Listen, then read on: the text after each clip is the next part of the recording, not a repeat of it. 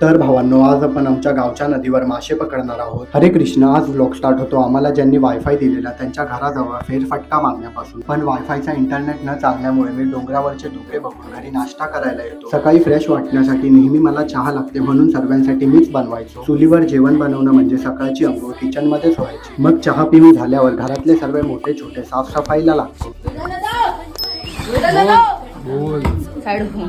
किचनची खोली साफ केल्यानंतर जे काही न वापरणारं सामान भेटलं ते भंगारमध्ये देऊन आम्ही नदीवर आंघोळीला जातो. जिथे आम्हाला हे दोन एकदम दुर्लभ मुंबईचे दोन माकडं दिसतात. त्यांच्या मागे एक गावातला माकड पण पळत होता. मग तिघांची मैत्री झाल्यावर ते एकामेकासोबत खेळत होते. आमच्या मधला एक पोहायचा सोडून मासे पकडत होता. मच्छीचा रंग बघा, टवटवीत. आणि ही आहे आमची आय. 80+ असली तरी एकदम ठणठणीत. घरी आल्यावर नेहमीसारखं पाचलवरनं आलेला आमचा नाश्ता रेडीच असतो. गावी माझा लहानपणापासून हा स्नॅक्स खूप फेवरेट आहे, बनपाव आणि जलेबी. नेक्स्ट ब्लॉग मध्ये मी तुम्हाला पूर्ण माझं गाव दाखवेन. त्यासाठी प्लीज लाईक, सबस्क्राईब.